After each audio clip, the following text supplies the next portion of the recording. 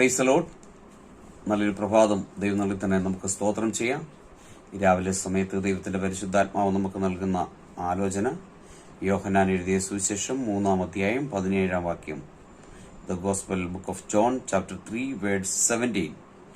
ദൈവം തന്റെ പുത്രനെ ലോകത്തിൽ അയച്ചത് ലോകത്തെ വിധിക്കുവാനല്ല, ലോകം അവനാൽ രക്ഷിക്കപ്പെടുവാനത്രേ.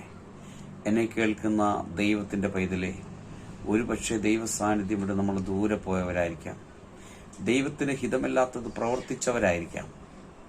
ഇനി എനിക്ക് ദൈവസന്നിധി നിൽക്കാൻ കഴിയുമോ എന്ന് നീ വളരെ വ്യാകുലപ്പെട്ട് ഭാരത്തിലും പ്രയാസത്തിലും വേദനയിലുമായിരിക്കാം.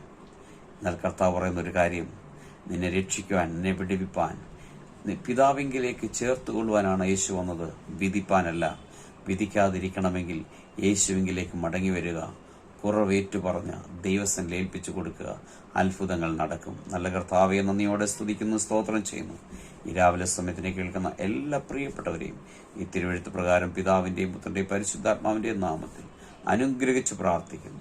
പ്രാർത്ഥന കേട്ടതിനായി സ്തോത്രം. യേശുവിന്റെ നാമത്തിൽ പിതാവേ, ആമേൻ.